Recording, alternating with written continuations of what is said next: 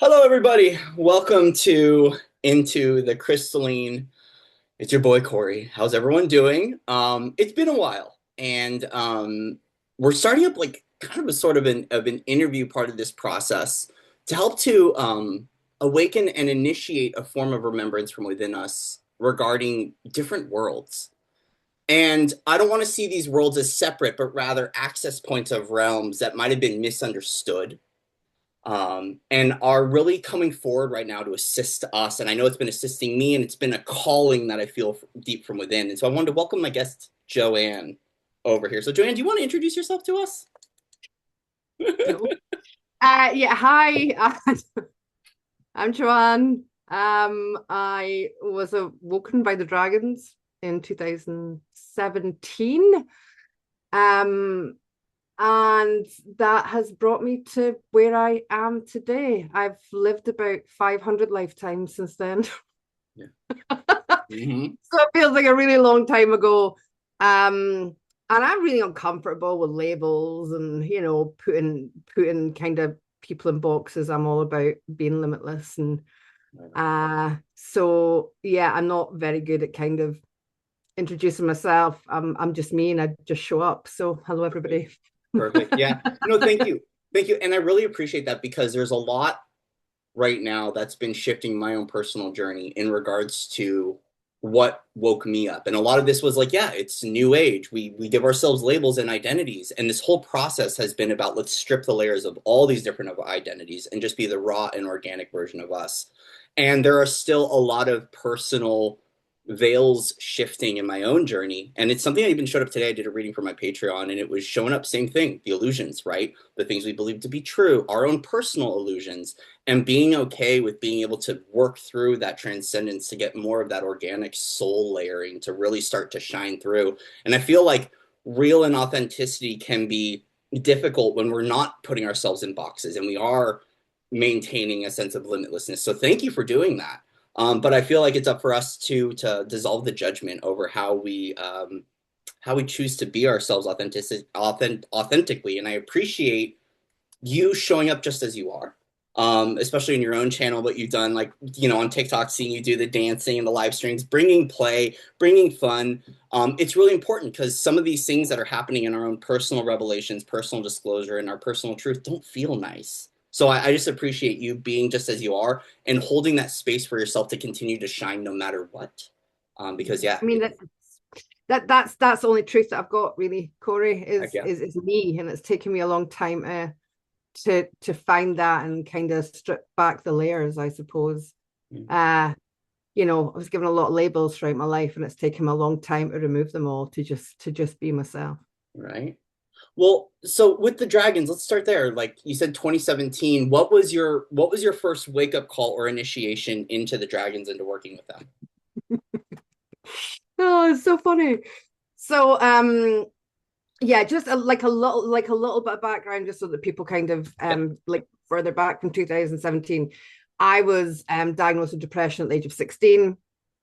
I was diagnosed with bipolar at the age of 25. I didn't leave the house for 6 months. I was petrified of the world. I took panic attacks. I was medicated up to the eyeballs. Nobody knew what to do with me. I had fibromyalgia, I had IBS. I had at such a young age. And I actually even admitted myself into a psych ward because I was just so petrified of doing something, to myself. So um I had been in some some really dark places, Um and this isn't to play the smallest violin in the world. It's just Mhm. because the other side of this is just so beautiful. There you And so 2017, I had been I'd come across a gentleman. What happened was my next door neighbor had said, listen, this guy has found like a portal between our houses, and um can he come and clear it? I didn't know about any of this stuff, right? I am like, no. Yeah, I have no idea what you're talking about. And then my husband went outside early one morning because there was like drumming, 5 o'clock in the morning, like there was this drumming going on. He went outside, and there was these like the neighbor and this other guy, and they were like, he's like, what are you doing? It's 5 o'clock in the morning, right? Well, they were cleaning the ley lines. Mm. And I didn't know anything about it, right? So anyway, I eventually let this guy into my house. These rods, right? And they were like massive. Remember these big copper rods? And I'm like, what's this guy doing? I just humored him, lovely, right? And anyway, he did what he had to do, and then I went, listen, I feel a little bit bad. Like I do Reiki, so if you ever want any kind of energy exchange, like just hit me up, right? Because I'd done Reiki in like 2003, and then 2004, and I'd always like been into crystals and oracle cards, and I always had an interest in that kind of stuff. But I didn't really, I hadn't lived it, I didn't really know anything about it as such. So anyway, he left and everything like felt different. And I'm like, this is weird. This is weird. So I started meditating. And then there was one day, so this was about March. I started like taking crystals, and I could hear them, like I could hear their vibration. Mm-hmm. So, and they would all make different tones. So they would be like, doo, doo, doo, doo.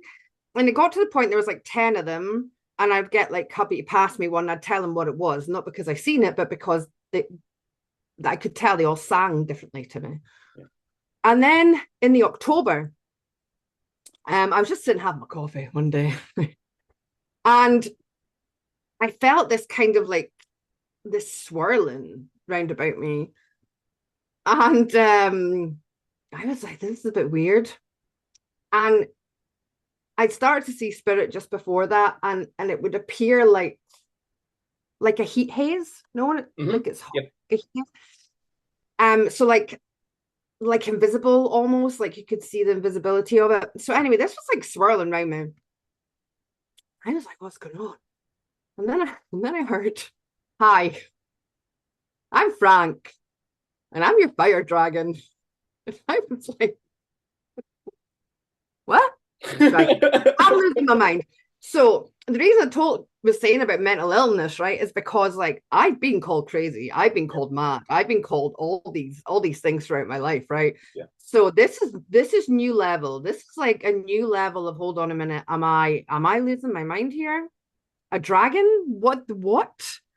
Never heard anybody speak about dragons, never came across anybody speaking about dragons, right? So I was like, ignore it, I'll go away. Didn't go away. And what happened was he wouldn't go away until I wrote things down.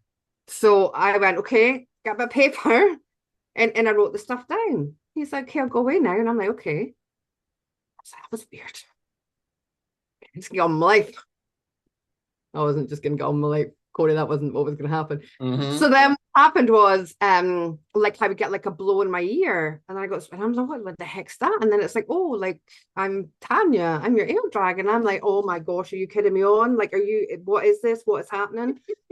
So what would happen is there was all these elemental dragons came in, yeah, and they would give me information about energy, about clearing energy. And as crazy as this might sound, and I don't care, because like I don't care what anybody thinks about me, Frank became like my best friend. Heck yeah. I cannot tell you, it was like having this, I felt so safe and so protected, and so loved and so held by a dragon that nobody else could see or hear.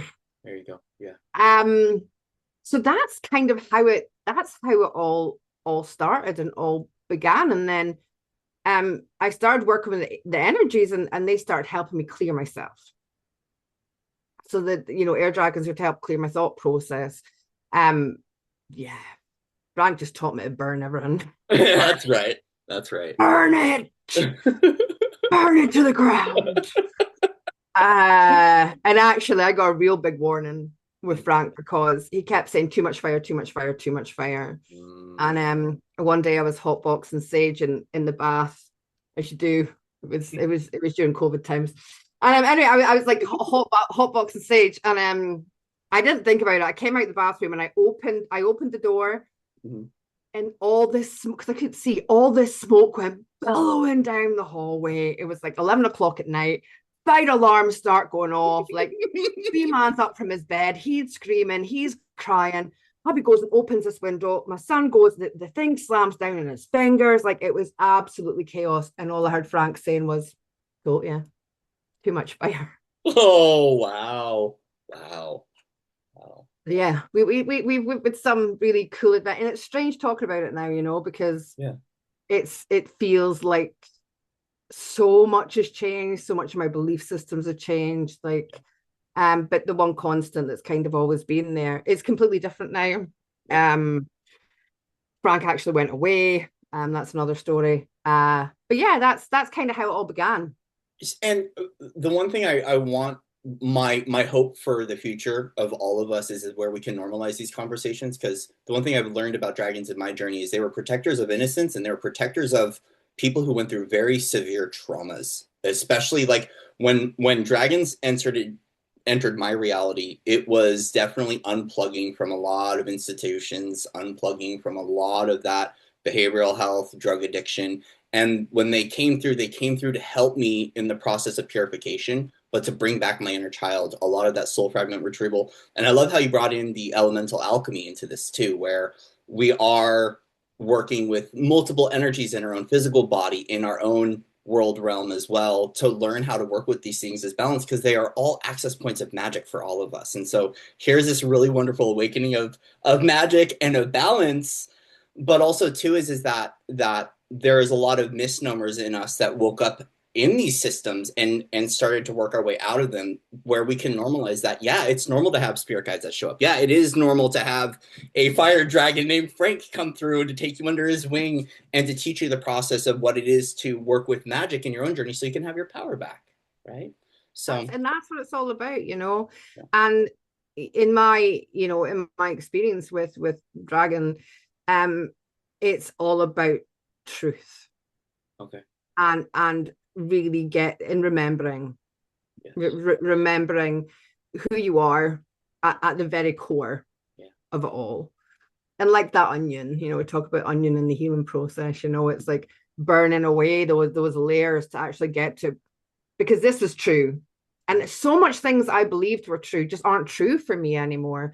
And it triggers a lot of people, particularly in like spiritual communities, Mm-hmm. um, because they've taught me to question everything, That's good though. you know, everything at all. Because I didn't learn what I learned from books. I didn't learn it from a teacher or in classes or in workshops. Like, I learned from them, Yeah. and but they would have me question them.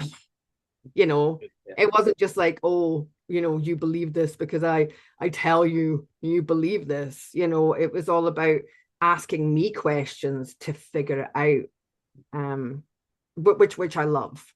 So the heart of what dragon energy, 'cause it's just an energy, right? But what dragon energy is for me is that purity of who we really are, and why we really came here. Helps find purpose and remember remember mostly. You're touching on a thank you. This is beautiful. It's bringing up a lot of emotion for me, and it's that seed of remembrance. And so, could you, in your own interpretation, unlock a little bit of what that seed of remembrance was for you? What got you there, too, and what helps to keep it alive in a world like? Because for myself, what's stirring in my own, and I'm going to be very real about my emotions right now, is that in the 2022 shift, like when we all went through lockdown, was a moment in which some of us really had to like learn how to shut off the noise of the outside world and to listen to the remembrance from within. And even myself, because of the fact that yes, there are a lot of misnomers in New Age that we're all dismantling. And by the way, thank you. I want to personally say thank you, Joe, to the women that you walk with, because many of them are the ones that are still breaking me down, and it is ugly and it's sore, and I love all of you. But it's important because this is a part of this dismantling of misnomers of falsity and what's happened to humans, what's happened to dragons, what's happened to souls, and not all of it is fucking cool. Excuse my language, but not all of it's cool. No, it isn't. It isn't. No, it isn't. So through that, right, like we have like traumas, we have layers of distortion, we have projection, we have books, we have indoctrinations. All of that can be the thing that can be our personal blind spots. What has helped you to keep that key of knowing all that you are alive and thriving in a world filled with distraction? So I think what happened first was particularly maybe round about, I don't know, 2000. And it was necessary, like it was necessary, was losing myself within the dragon realm, right? So what I mean by that is it was easier to live in a place of magic. What's the word when you're like not in your body, not ungrounded, disassociated? Dissociated, yeah, yeah, yeah. Yeah, so I was very disassociated. People talk about like, oh, spiritual bypassing. For me, I was bypassing the human. Mm-hmm. Yep. Had anybody told me at that point, Mm-hmm. I would never have agreed with them. Okay. But now, in hindsight, I can look back and I can see where it was necessary because that was my survival. My survival was living within that realm and really disassociating from the noise and the distraction of what was happening in the world round about me. Lots of pros and cons to that, right? Because what it taught me was I stopped caring what other people thought about me. Like I would turn up to the school gate with this big dragon scarf on, right? Because I went completely like I am who I am, and I don't care what anybody thinks, right? But I wasn't like really living in my body. I was living in a dragon world, So like I'd have this big dragon scarf on and this big dragon head here, right? And I'd have my little electric scooter. I would like, I was up the school gates and I would go, Mom!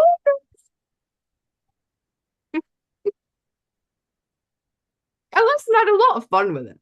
Yeah. People used to, like jump back from and all sorts. Anyway, so I was like, it was almost like I was a dragon playing with humans a little bit. Like I was, Yeah. I was a little bit like playing with them a little bit. But what it taught me was like the energy of dragons kept me safe, Corey. Yeah. Okay. So I was no longer in survival. There you go. I didn't have to be afraid of anything because my pals were dragons. Okay. And I would be like, I have dragons run. Like I stepped into a place where I had no fear anymore. That there was no fear about anything because I woke up into a world that, let's be honest about it, like everything's out to get you, right? So when you wake up, how do you not go into survival? I mean, you're in survival anyway, dealing with the human reality of things, right? So the dragons provided me safety. And because that safety was there, I didn't care. And in fact, this is my don't care. Oh, I don't know, it's got a little bit of a swear on it. But this is my don't care dragon. It's got like its middle finger up in the middle. Nice. Like a care. It's a middle finger. It's my don't care dragon. So that was great. Mm-hmm. But then what happened, from I don't even know dates, but I started realizing I've been doing all this human bypassing. And I would tell anybody I spoke to dragons. And I remember having the conversation with my mum. I remember like everybody in my world, I lost so many people. People were like, you are crazy. And I'm like, actually? I've never felt more sane in my life. Right. I Yeah. I know crazy. I know mental health. I've been, you don't understand. Like I'm free. Mm. I don't feel all these things I used to feel anymore, right? And so because they provided the safety for me to just do whatever I wanted and be whatever I wanted and not worry about what other people thought. Right. But I was still like not being in the human element of that. So it wasn't until, I talk about like being the conscious human. So I believe that we're here, I'm here, I can only talk for myself. I'm here for human experience. Okay. Yep.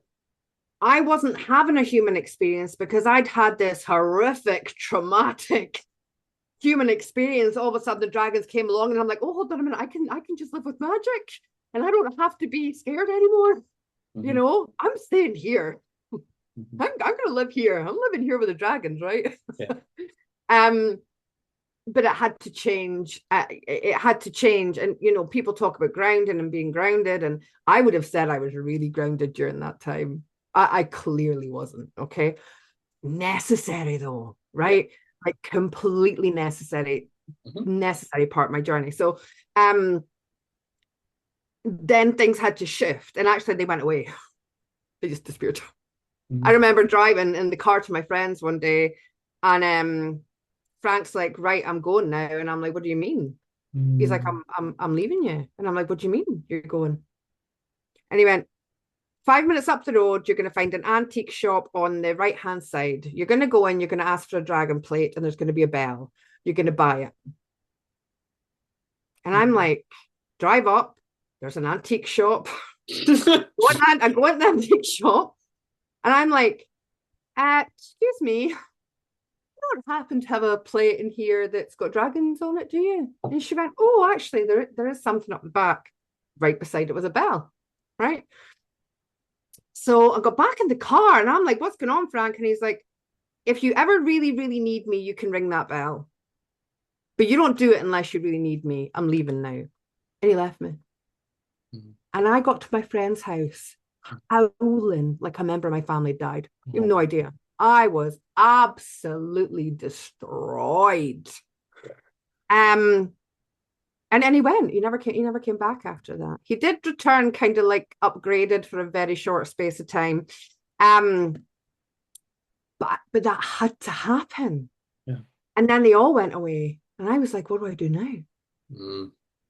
I had to be human again, Corey. I had to then take that consciousness and what I'd learned from living in that space for so long, as painful as it was, um, and become this conscious human, being able to hold this level of consciousness and function happily and freely as a human being. Yeah. So I don't know if that answered your question because I feel like I've Oh, rambled a bit. no, no, no. But that was yeah, that was what it was a safety part that was created, and then I had to create my own safety, Right. and Yeah. that's why they left. Yeah. Thank you for sharing this because it is a very vulnerable thing, right? To watch a loved one, right? To walk away because they say you're ready. A lot of that rite of passage into adulthood for many of us. I'm going to use this air quotes here, adulthood, right? But that rite of passage of knowing that they don't need to stick around because their job is done, but also too the feeling within that you now are powerful enough. Yeah. you Yeah. know Thank you for sharing that. I know it's very vulnerable, and there's a few other people, like I know Brother Alexander talks about his walkout with Samuel, and other people have these stories too. So to normalize this, I think, is once again really important.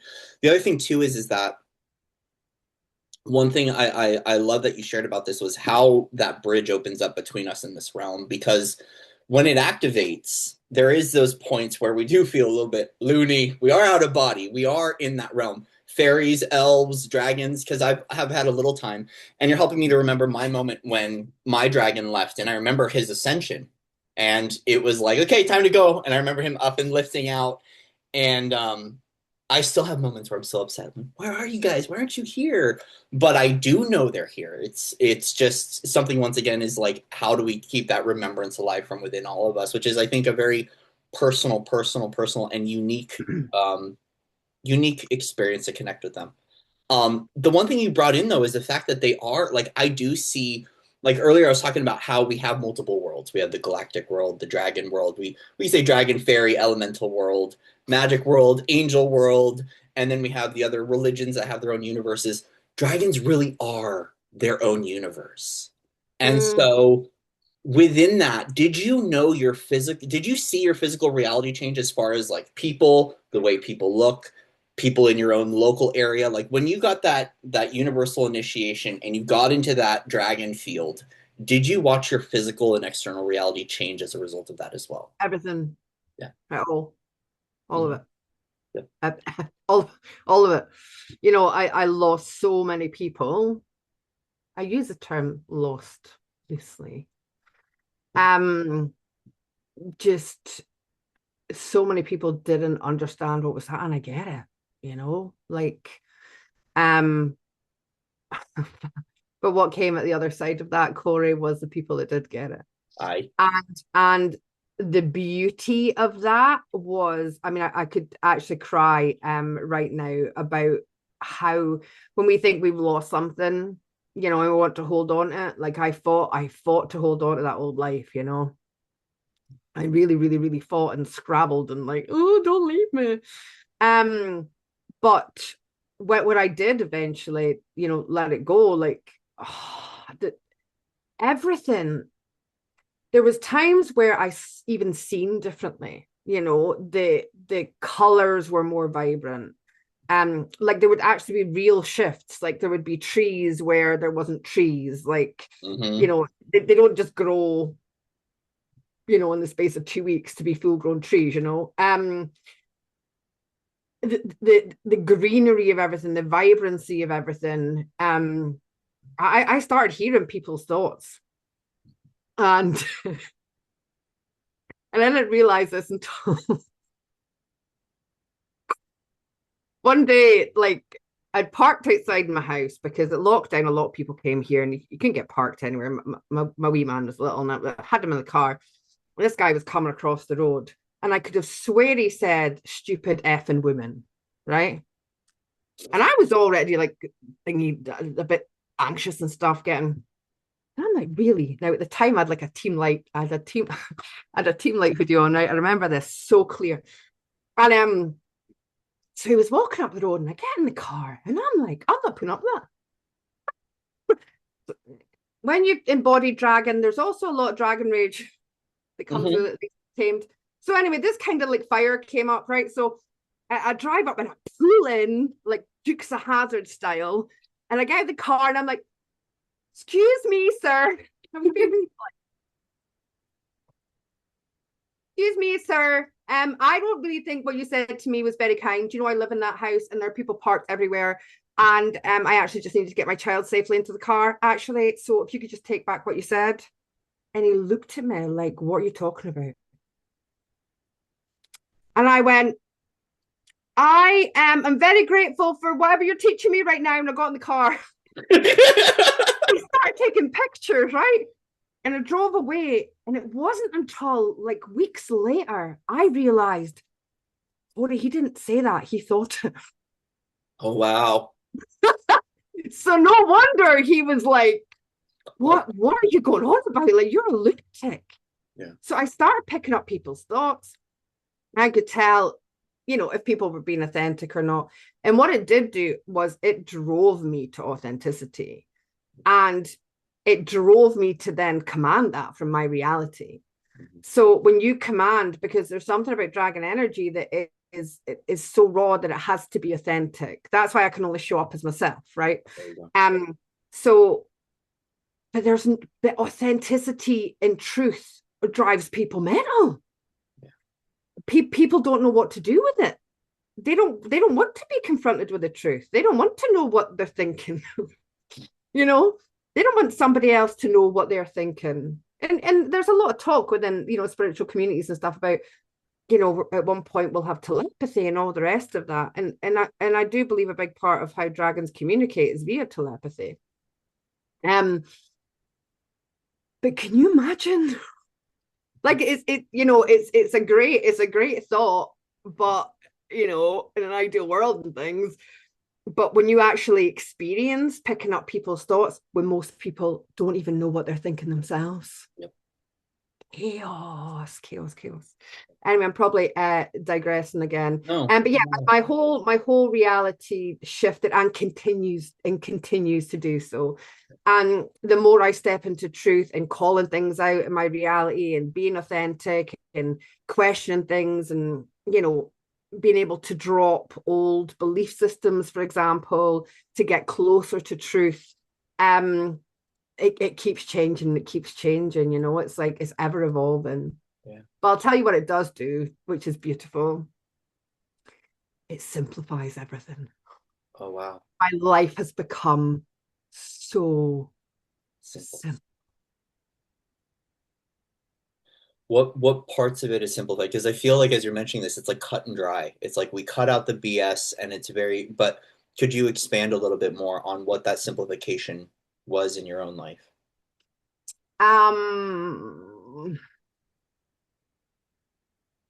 When you don't do things to please people, when you are just honest, when you say, no, I don't do anything I don't want to do, I won't do it. I won't do it to please somebody. I won't do, if I feel like, no, I'm not doing that, I'm not doing that, and that could be right up to the last minute. I could be like, yeah, I want to do that. And then last minute, I'm like, no. And I'm not going to feel any guilt for that because I know and trust so much that there's a reason for it.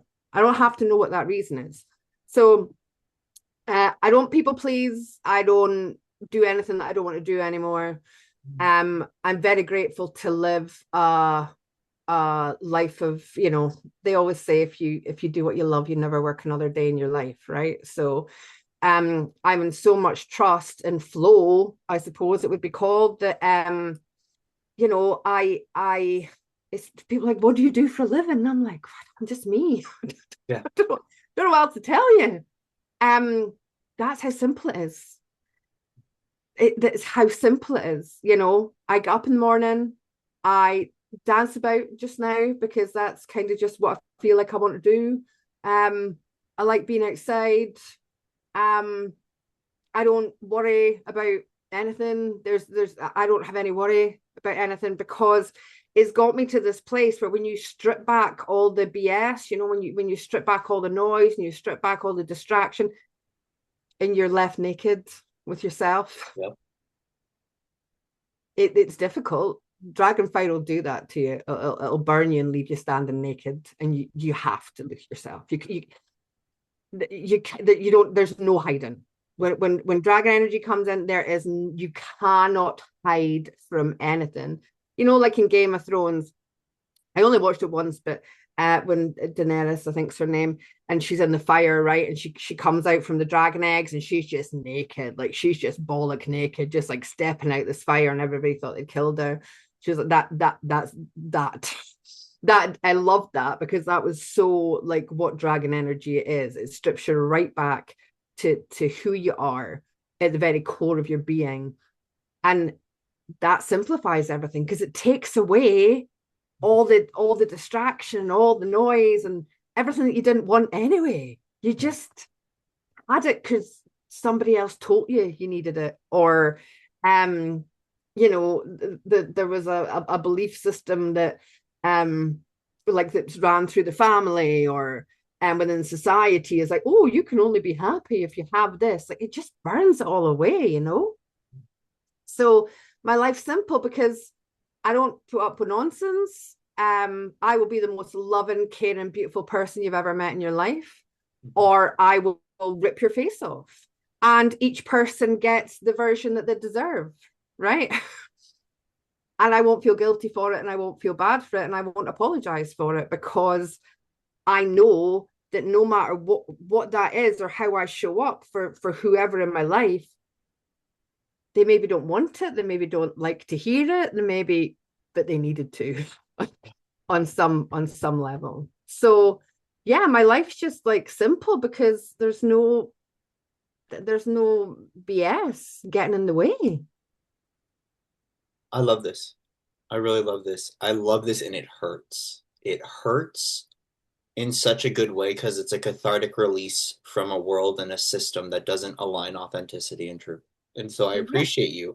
It's painful because I know what this is like. Like as you're sharing this, I'm reflecting a little bit on those moments in which I have people that I know that are dragons that go, nope, just don't want to do that anymore. And you're like, wow. And it can feel very cold for those of us who are still living in people pleasing systems and don't know how to live authentically or still have a lot of lack we got to overcome. And Mm-hmm. so there is this sense of what the dismantling does for all of us. I mean, we're seeing it. I do believe we're seeing it collectively. I don't want to talk a whole lot of collectively. We're seeing it. But and as a result, I wanted to ask you from your own wisdom, what assists when we're, because a part of this losing everything, just more than identity, some of us lose homes, we lose Oh jobs, yeah. we Yeah. lose careers, we Yeah. lose material things. Some of us lose our health, and we have to realign our whole life based upon a new health. We lose the ability to go to doctors to have, so when we're in that level of dismantling, because in a perfect world, I'd love it if we could just dismantle it and have the farm and go sit outside and all the friends in it. When you need the hug shows up, but that's not the case for all of us. No, it isn't.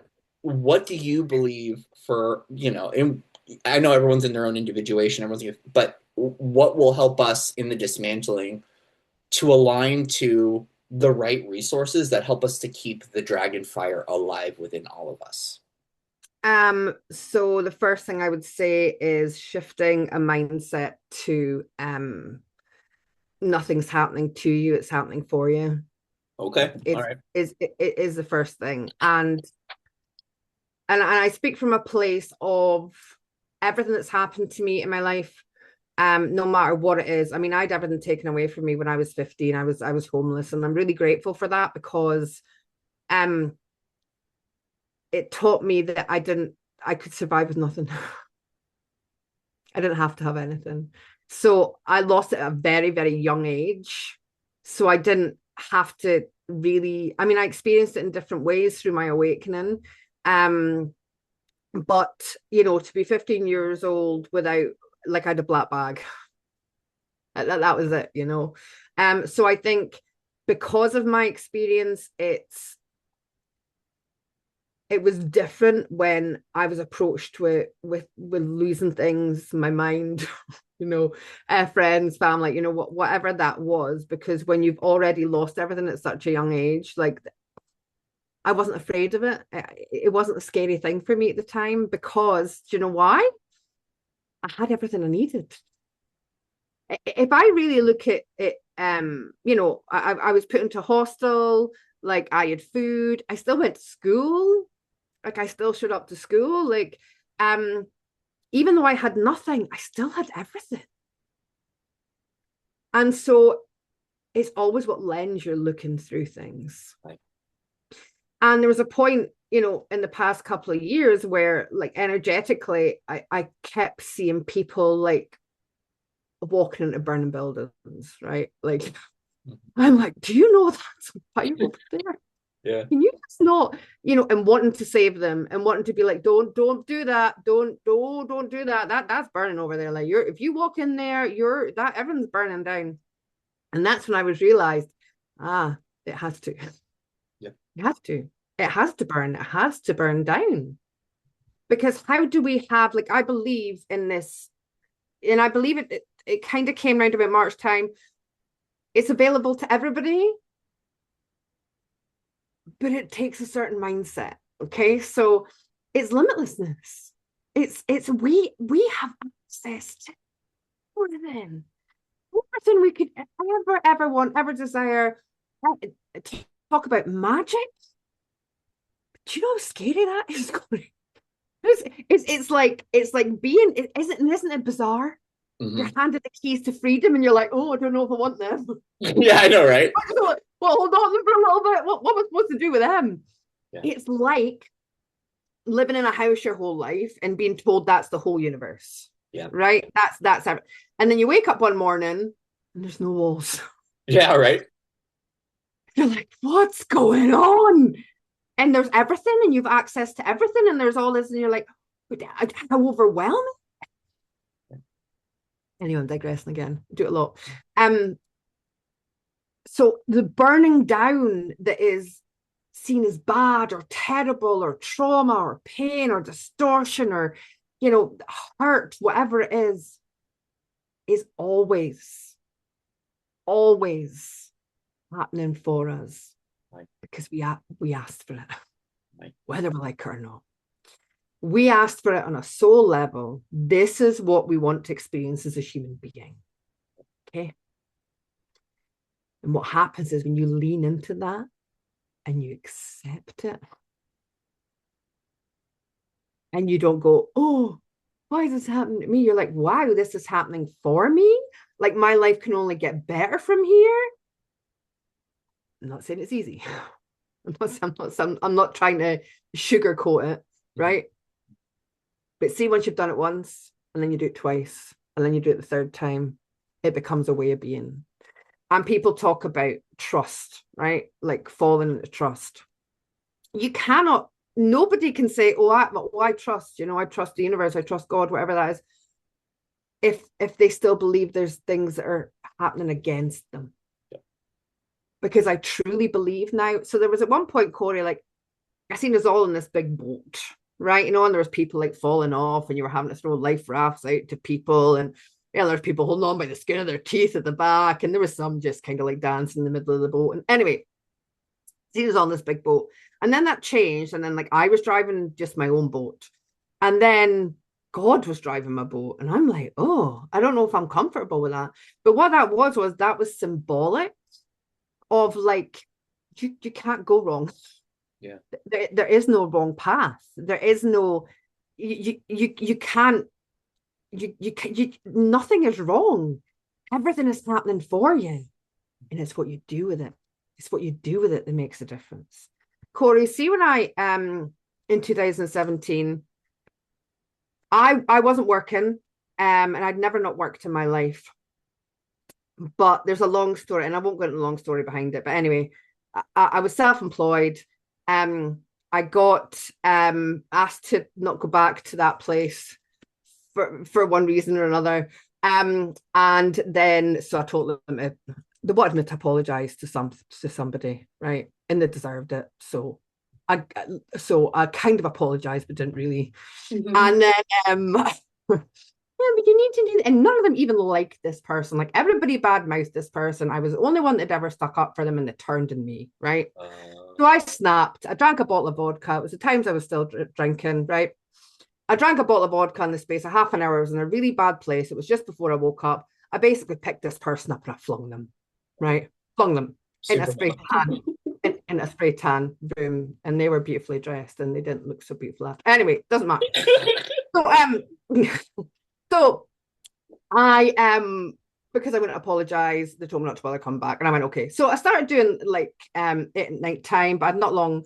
My son was quite young, and I was coming home, and he maybe wasn't being, he wasn't in a routine, let's say. So I ended up giving that up. My point is, we weren't even paying our bills, right? Talk about lack, okay? And what had happened was my son had got into the car after nursery one day. My glasses had been sitting, and he kind of sat in them, and they broke. And I was like, I don't have any money to get my glasses sorted. What am I going to do? So, I had to tape. I had to tape it on, and like, because I can't drive without my glasses. So I had to tape it on. I had to drive a bit less. I'm like, oh my gosh, what's happening? I just stopped smoking.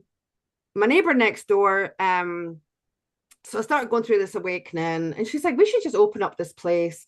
There was a place around the corner that was like, yeah, we'll have you. And I'm like, I'm not even paying my bills here, right? But the money that I was saving from smoking was half the rent. I'm like, let's do it. My neighbor pulled out the last minute. I signed this lease. So I've now got this business. I have no clients. I have no money. I have no money for stock. I have no money for furniture. I have no money. But what I did have was a pyramid. Okay? It didn't fit in the house. That's why I called it pyramid. And I was like, okay, so I put the pyramid in the place. I sat under it and I went, right, bring me the people that I need to help. I never advertised once. Never. I didn't need to. Because I trusted in that moment, I'm here for a reason. I have no idea what I'm doing here, right? I wouldn't be sitting here if I'd not made that decision. And because I fell into trust, because the dragons were like, listen, you're going to help a lot of people here, like you're doing this. And I'm like, hubby's like, you've just taken on like £500 rent a month on top of all these other bills, and we're not even paying our own bills. Like, what were you doing? And I'm like, I've got to do it. I've got to do it. So, and it flowed and it succeeded, and it was word of mouth and all these people, and it helped all these people, and it was so beautiful. And that was what took me out of lack.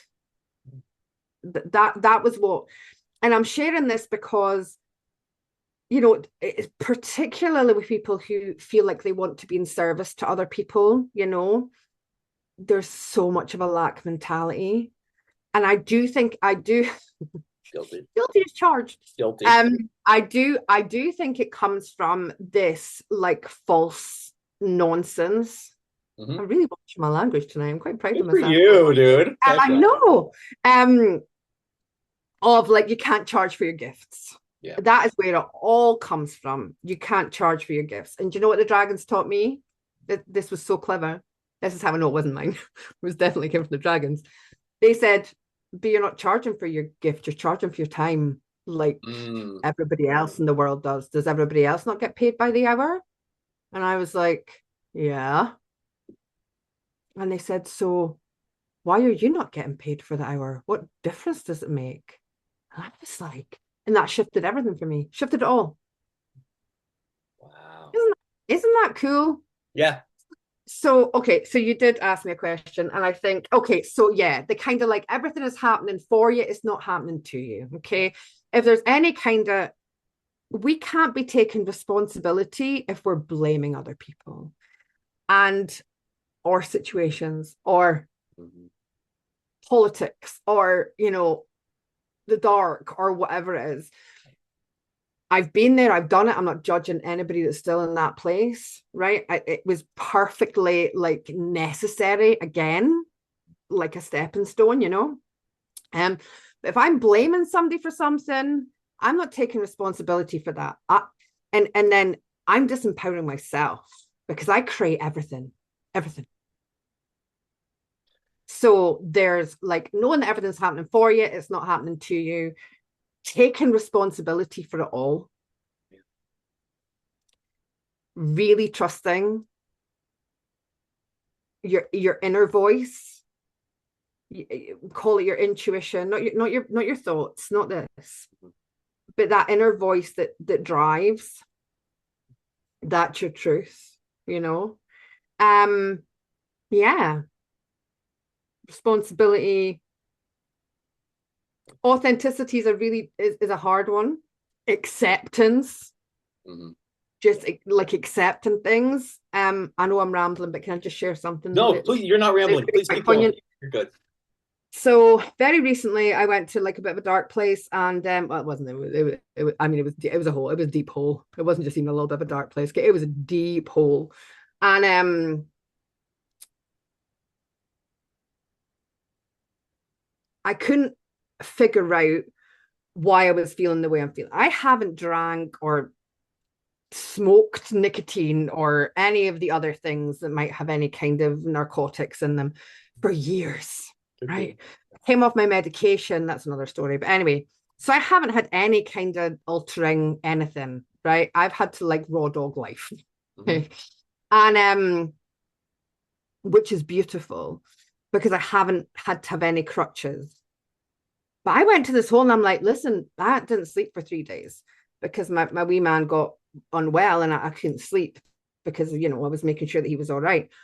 But I was like, my husband, right, you're going to go and get my bottle of vodka. You've got to go and buy me 20 cigarettes. Like, you need to go and get me some broccoli. Yeah. Like, I need something to help me sleep, right? Like, and he's looking at me and he's like, really? I'm like, yeah, I'm not doing this stuff anymore. Like, I didn't do any of these things. because I had the awareness that this is really unusual. And so eventually, sitting with myself, what I heard was 2016. So this was the year just before I woke up. And it was a piece of, people would call it a soul piece. I would now call it a consciousness piece. But I don't have time to go into that today.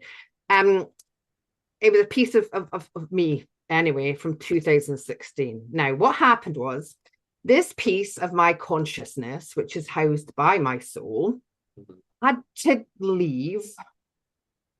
And this is a piece of me that was drinking, partying, doing all the things, masking feelings, pretending that I'm happy, people please, doing all the stuff, right? But this had to leave in order for me to awaken.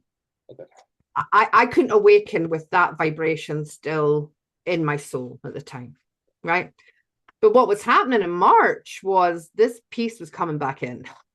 Mm-hmm. Yep. Yeah, it was coming back in, right?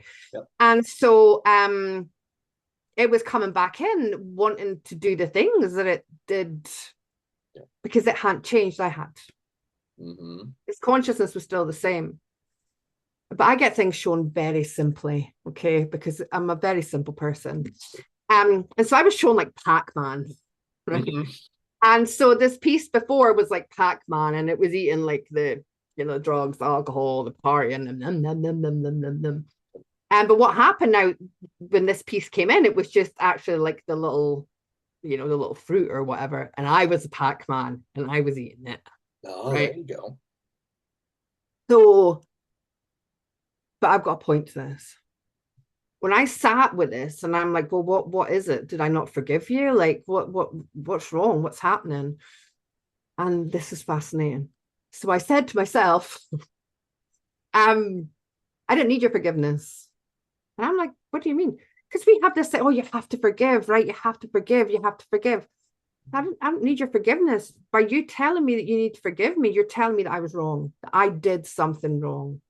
And how dare you tell me that what I was doing was wrong when I was just surviving? And without you, oh, goosebumps, Corey. Oh my God. And without you, without me, you wouldn't be where you are. So you can give me all the forgiveness you need. I need your gratitude and I need your acceptance. And I was like,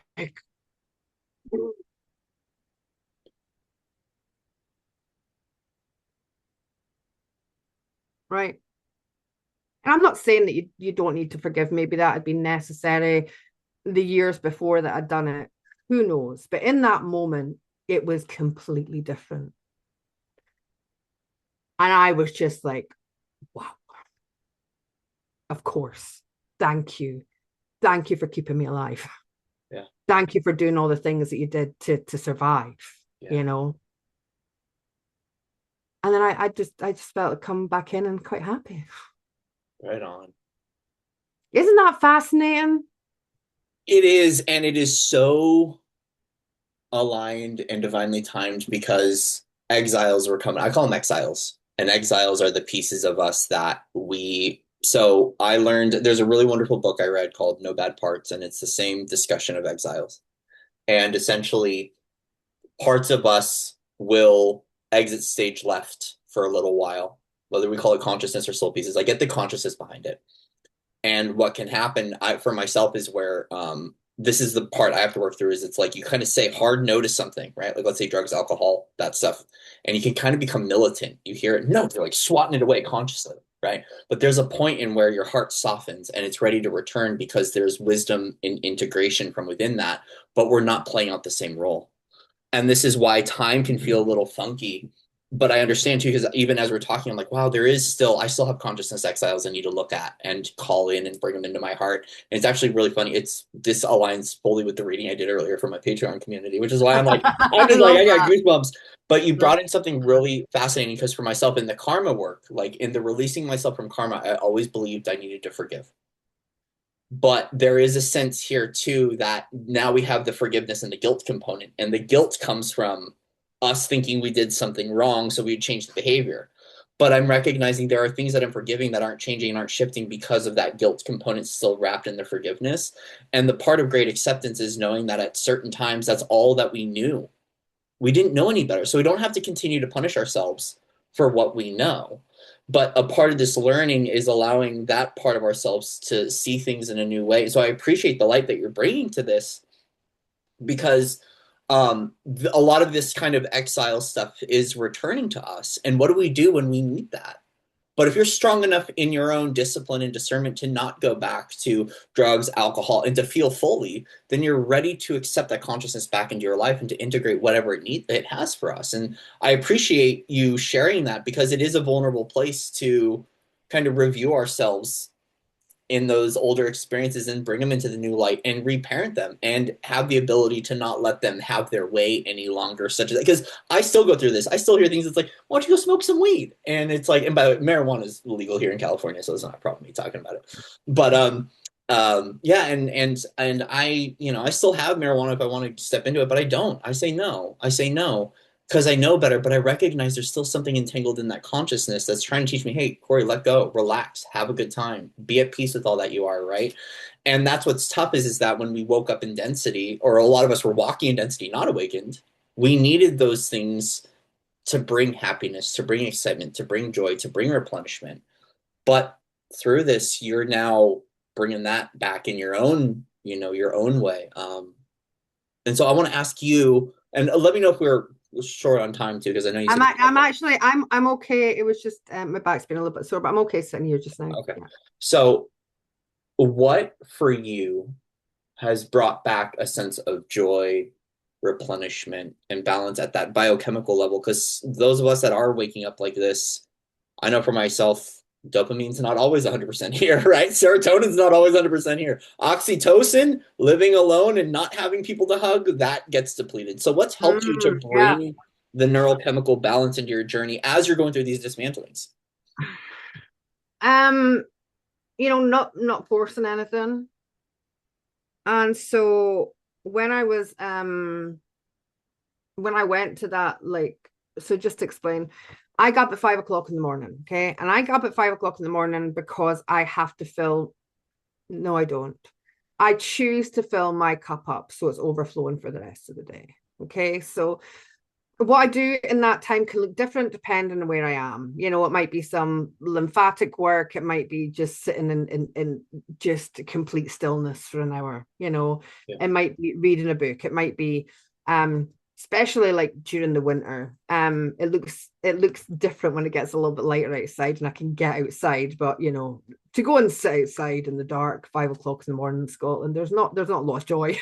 Not a lot of joy that happens there. Anyway, because I know that I have to put myself first. Okay. And that is self-service. Mm-hmm. And something that really winds me up is like, oh, people that are service to self. I Yeah. have to serve myself first. Are you kidding me? Thank you, Like, law of one. Right? like, Yeah. I have to be overflowing in order to do the work that I do, in order to, deal with the stuff that I deal with. The problem was when I was empathic and I was getting depleted by, all these energies, is because, I thought it was selfish. I thought it was a selfish thing to do. When you're coming from a place of self-love, like, you put yourself first. Okay. And so I got up in the morning 5 o'clock because I choose to make sure that my cup is overflowing. Okay. So what I have been doing is going out and dancing, right? I'm just dance because it makes me happy. Bare feet in the ground, right? Sun's coming up. You're getting that beautiful, like, red light from the sun, which is so healthy for the nervous system, the immune system. It's removing inflammation from the body.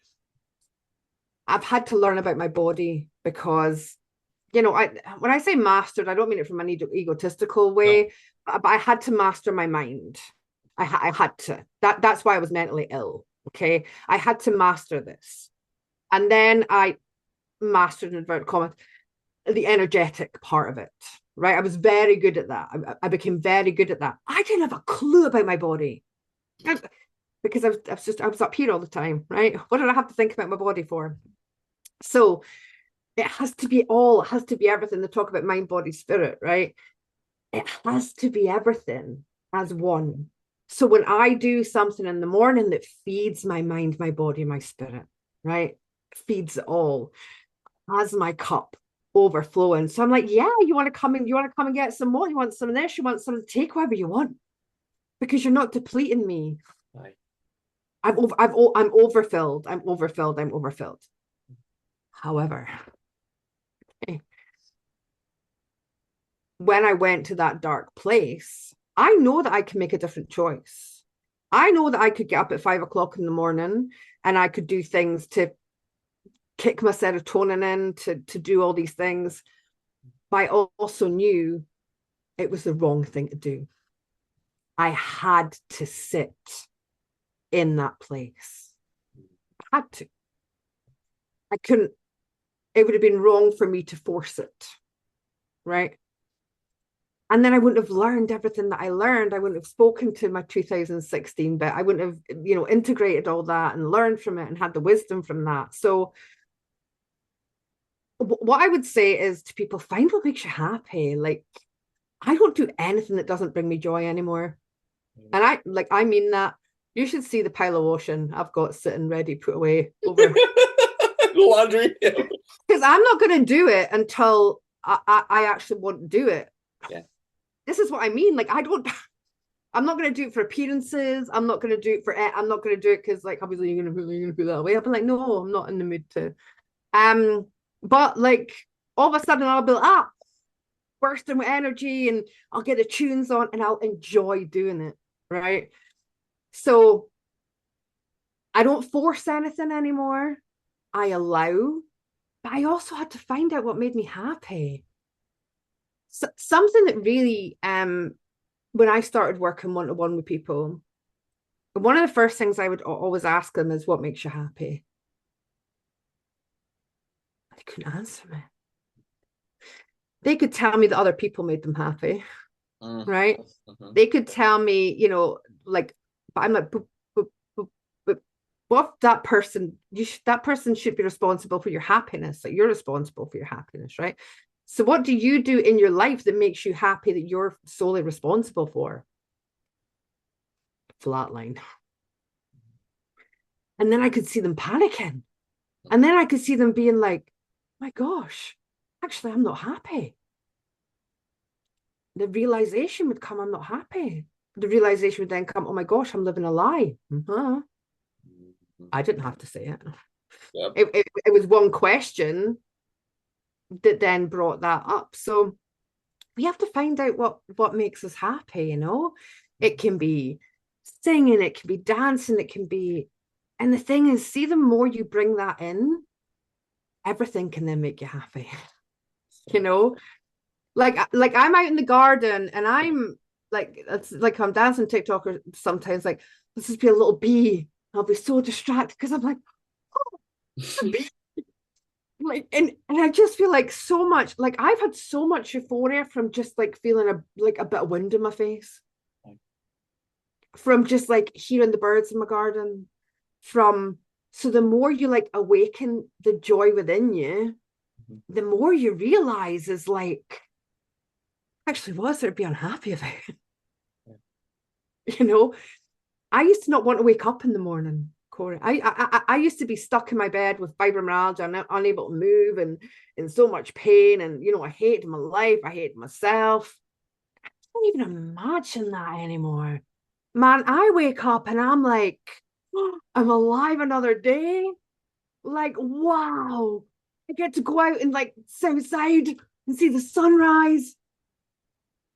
And to bring it all back to where we started, dragons did that for me. We talk about veils of illusion, and it's all just distortion, really. There isn't really any good or bad or right or wrong. There's just kind of distortion and bringing the truth through, to find the balance.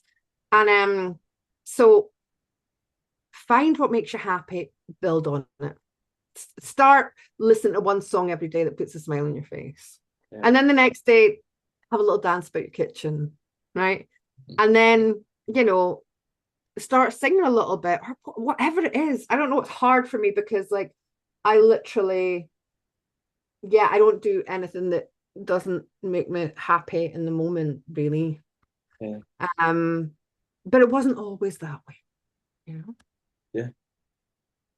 It's really cool because the way you're showing this is through, I call it keys and templates. Like there's a key, happiness, but the template is not defined by one person. There's no God master that says this is how it's done.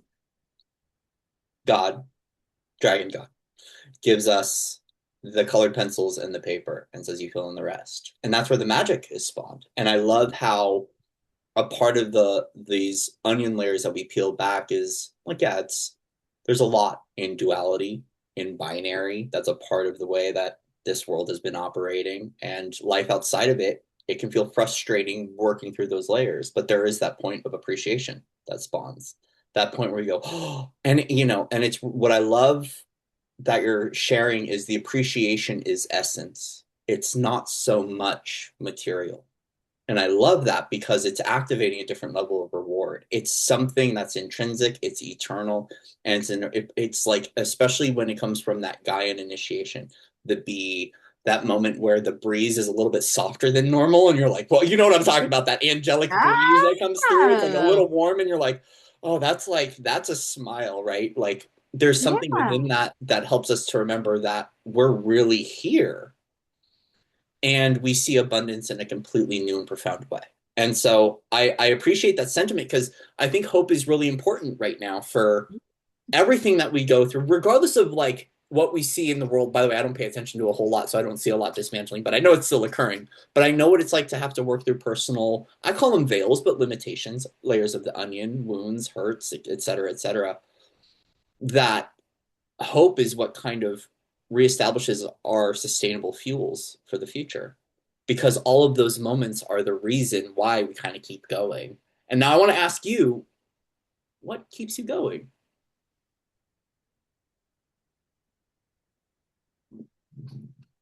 Breathing, like I've created this world for myself that is so full of magic. I live in a world of dragons. I know people that see fairies. I'm surrounded by like-minded people. I'm surrounded by a community of the most beautiful people that just have the best of intentions.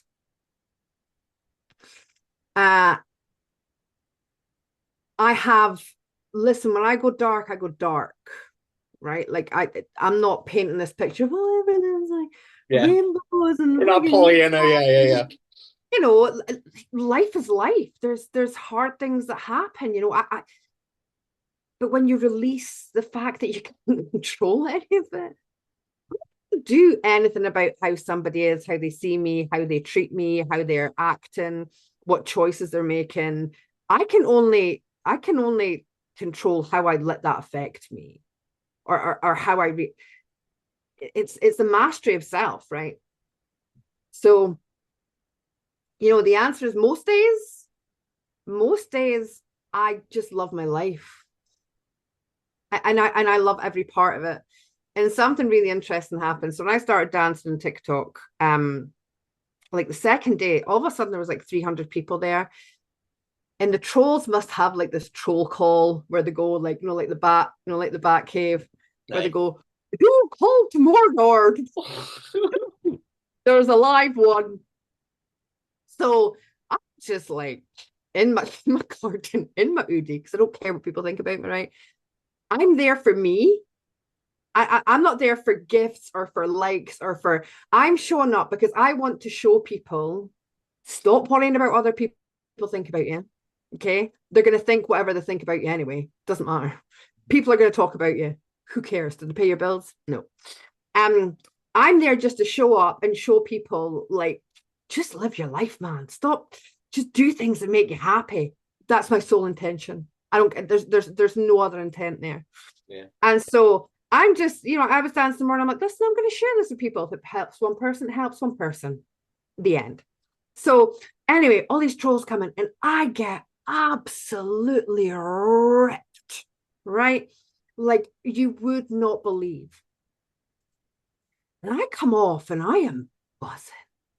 I'm like, oh no, I'm a troll vampire. Mm-hmm. I'm like, oh, am I taking their energy?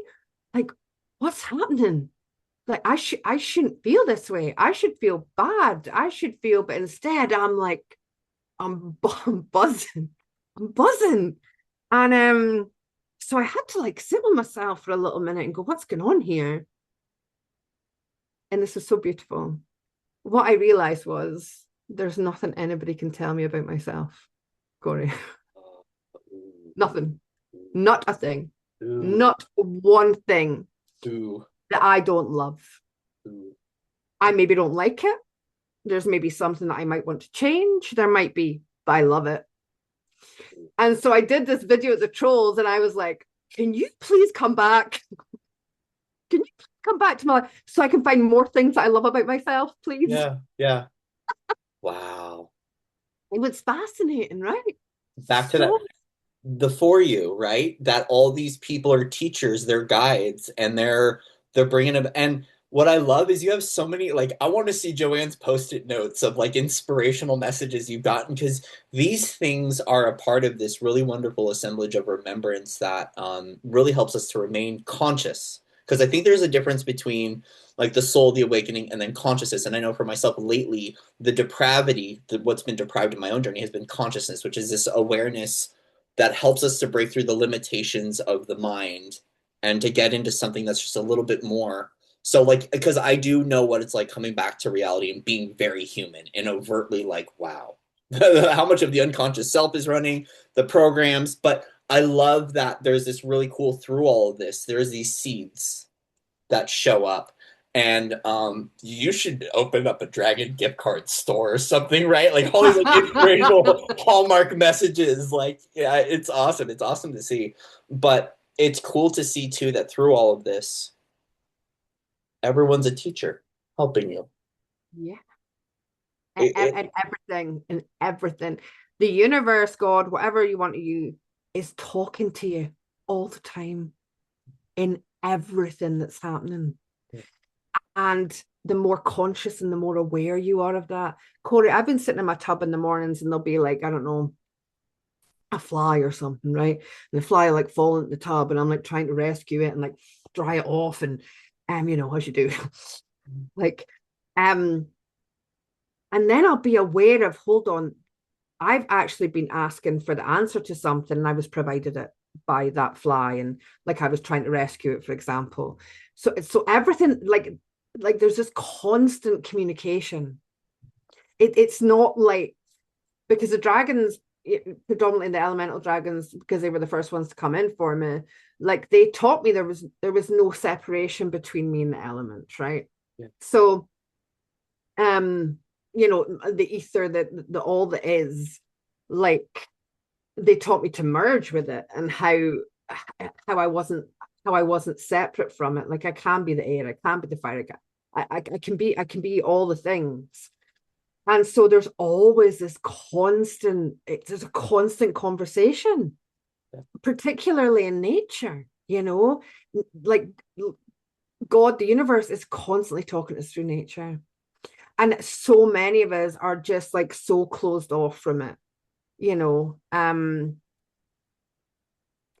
So when people want to step into, particularly if you're going through like, oh, why is this happening? And, why is this happening for me? Great, good. Ask the question, right? Go and get your butt, sit by a tree or a lake or a whatever, take away all your distractions, take away your phone and sit. Just sit. Just sit and feel it. Feel the tree, feel the grass, and then expand your consciousness, expand your awareness, and allow the conversation to take place. because it's there. It's always there. Constant flow of information. But we have to be aware and open to it. And receptive. We have to be receptive to it too, because that's the thing as well. And this is going to bridge me to the next question, because this was something I was kind of curious about, because we've got dragon in tech, right? And technology, meaning we're in an evolutionary cycle right now. By the way, let me know time wise. Just interrupt me. Yeah, I'm okay. Maybe another 10 minutes or something. Another 10 minutes. Okay, then we'll close this out here. But there is right now, we are in a technical evolution, right? Which means we have more access to ChatGPT, cell phone, laptop, AI. social media. It's a wonderful, it's a beautiful network. It's a platform in which all of us can thrive in our own business. We can put ourselves out there and meet people all across the world. Without it, I wouldn't be able to talk to my brothers and sisters over in Scotland. So, but within that, though, is that there is this sense of separation from nature. Natural fire, not television fire, right? Natural water, the pool. Like, we've encapsulated as humans, we've taken alchemy and we've monetized it, and we've turned it into a something that is conceptive through invention and innovation. What within this, like, what are the dragon's roles that you see in this stage of evolution, and how to keep our natural resources alive and thriving online, and what do you see coming for the future in regards to this connection with the dragons and tech?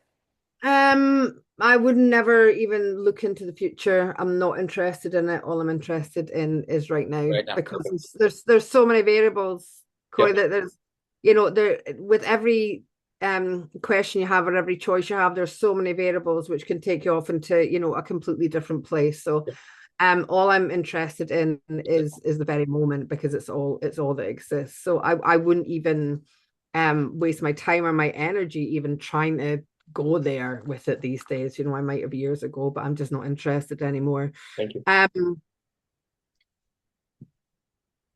So when it comes to dragons and dragon energy, they are the closest to creation, if not creation itself. And with that is the complete organicness Mm-hmm. of being. And so for me, I believe that I am organic. Okay. I'm organic. All that I am is organic. My soul's organic. My consciousness is organic. There is nothing, there is no part of me that is technological or AI. And this might rile people, and I'm not sorry. Don't worry, you're fine. But I have I really had an issue at first with people coming and saying, I can talk to my higher self through ChatGPT, like I can talk to God, and and if people are doing that, like fire, and it's the right thing for you, it just isn't the right thing for me. I'm not judging you for it. I had a real issue with that, because it's all in. It's in, it's in, it's in, it's in, it's in. The only way out is in, it's in, it's in, it's in. And so when people reach out to get answers, when people are like,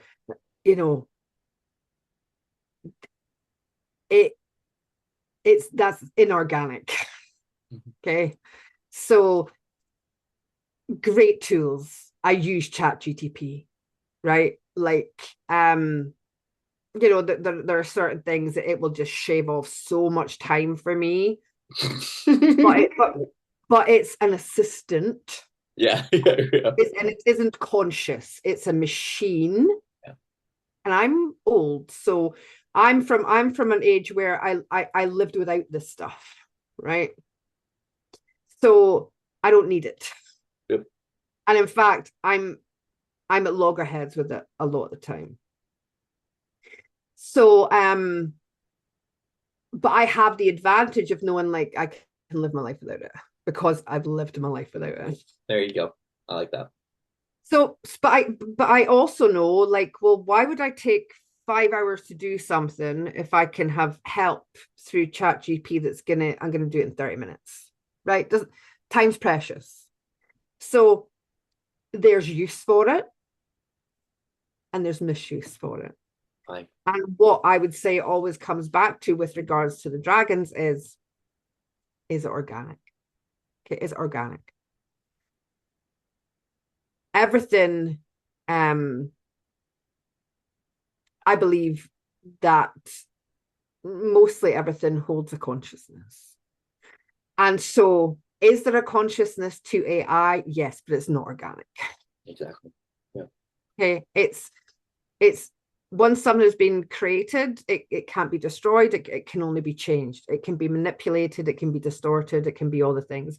When something is organic, it's true. When something is inorganic, there's some distortion somewhere.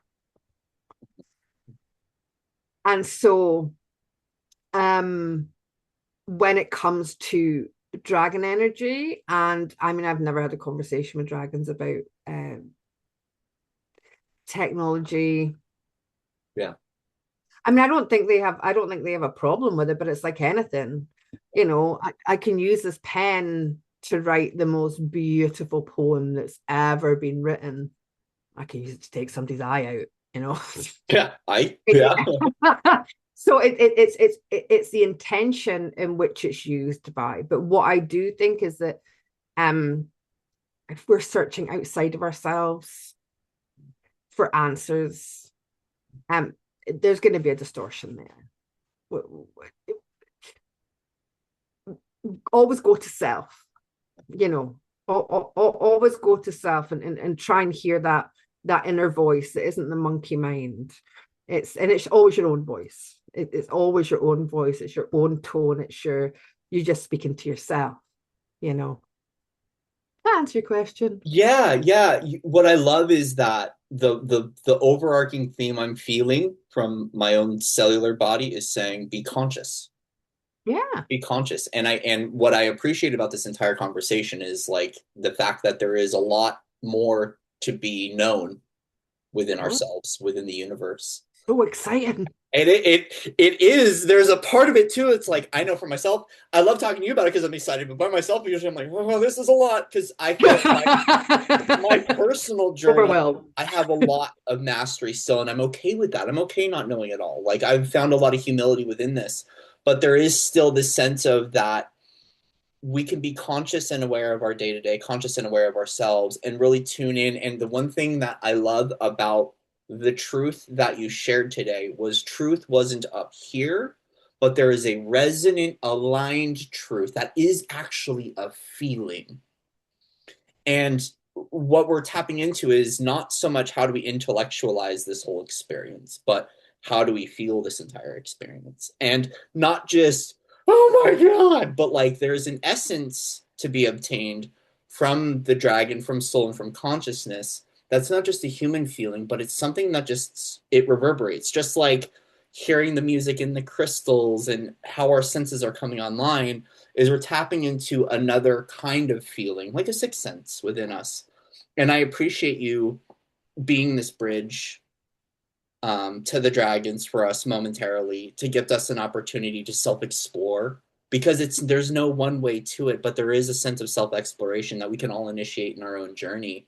And the one thing I love is that you're bringing forward a very raw and authentic side of it that isn't puppy farts, rainbows, and sunshine. It's real.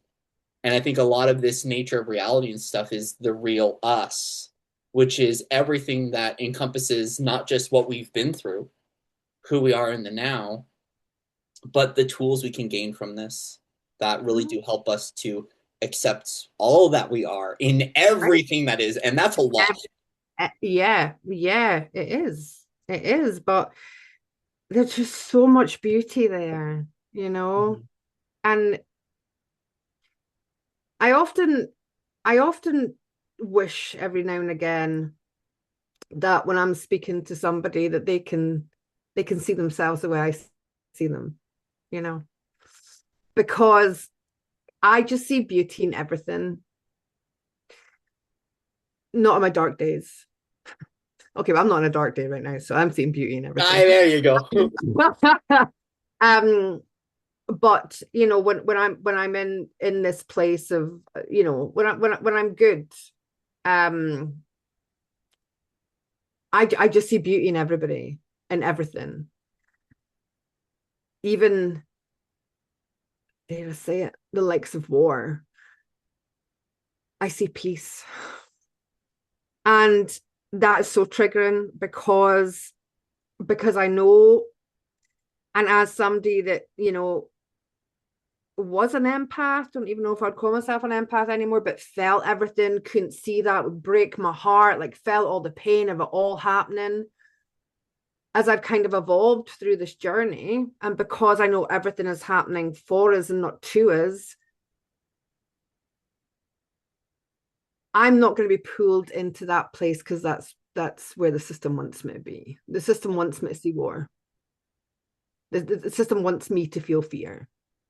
And so I can only look as an outsider looking in, because I'm not experiencing it, right? It might be a completely different story if it was my experience, but it's not my experience. I'm an outsider to that. Okay. I can only see that's creating peace. That it's peace. Because this is really what this whole journey is about, you know. But I couldn't have seen that if I didn't have peace within myself first, Corey. The other thing too, is I feel like I sense that all the shit you went through, your own personal wars and conflict and struggles, brought you to such an immaculate and beautiful and perfect space that you understand the necessity of what it's like to move through that because of what's on the other side. Yes. And it really does take, I call them placeholders, those people who have been through it and they know the way out. They hold the solution. They're there. That's where we can get the ping of reverberant, like through the trees, like, hey guys, it's okay. But it's not going to be okay in the program. It might not be okay on television, but in silence and in tuning into where those placeholders are, right, all across the globe, they're the crystals. They sit there, they're singing the song. Yeah. And this is why I think it's important, because we're now having to pay attention to something that isn't going to be super man-made. It might be something that might feel a little woo-woo and out there, but that moment to re-presence and to be here, we know that there is solution available, that there is hope, there is happiness, there is a beautiful world. And I appreciate you holding that space within yourself to keep that alive and aligned for us, and to keep we get to it, for keeping the dragons alive.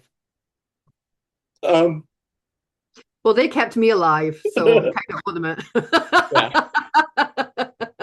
So Yeah, that Corey. Oh, thanks, Corey. You know, there's something about dragon energy that is it brings that up. Because there's this deep remembrance, and it's a primal, you know, it's a calling, and it's this deep, like, knowing that, like, when the dragons call, there you resistance is futile, you know. And actually, the more you resist, the worse your life's going to get. yep. Is pretty much the way it happens. And they've been demonized throughout history, and, you know, slain, and all the stories. But my truth, and it's only my truth, from what I've lived and what I've experienced, because that's all I can talk about. I've never felt unconditional love the way I've felt from Dragon. It has, and their energy, and me talking about it and being so open about my experience, and not being afraid to be like, hey, I talk to dragons, right? Has brought even more unconditional love into my life, even more authenticity into my life, even more, like, more of all the stuff that is just so beautiful. So for anybody who's called, like, it's like dragon, and then it'll just be everywhere. It'll be everywhere. You won't be able to get away from it. It's like when you stop smoking, everybody's smoking, right? Yeah, right. You can't get away from it. It's a primal calling to home. And when I mean home, I mean who you are and where you came from in all that you are, without the program and the labels, the belief systems, the stuff that's been put on you, the trauma, all the stuff. Mm-hmm. Is it an easy road? No, but why would you want it? Right. But it does get easier, it gets simple. Thank you. And to anyone who's called and resonates with your work, how can we find you? Nah, if you need me, you'll find me. There you go. I love it. I love it. Joanne, thank you for keeping it real, authentic, and true, and keep being just as you are.